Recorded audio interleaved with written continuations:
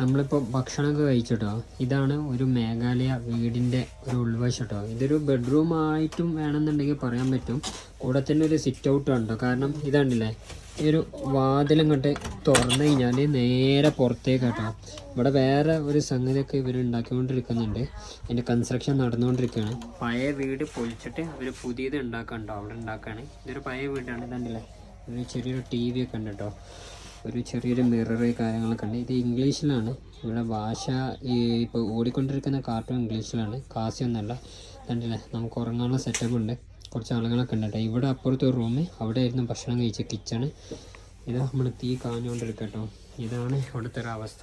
നല്ല തണുപ്പാട്ടോ. ഇതൊന്നും പൂട്ടിട്ട്, കാരണം ഇവിടെ നല്ല തണുച്ച് കയറിയാണ്. ഓക്കെ, എന്താ ഈ പ്രിൻ്റർ ആണ് യൂസ് करते इधर അവിടെ ലാപ്പൊക്കെ ഇവർ യൂസ് ചെയ്തിരുന്നുണ്ടോ. ഇതൊക്കെ ഇവിടെയും തീ കാഞ്ഞുകൊണ്ടിരിക്കുകയാണ്.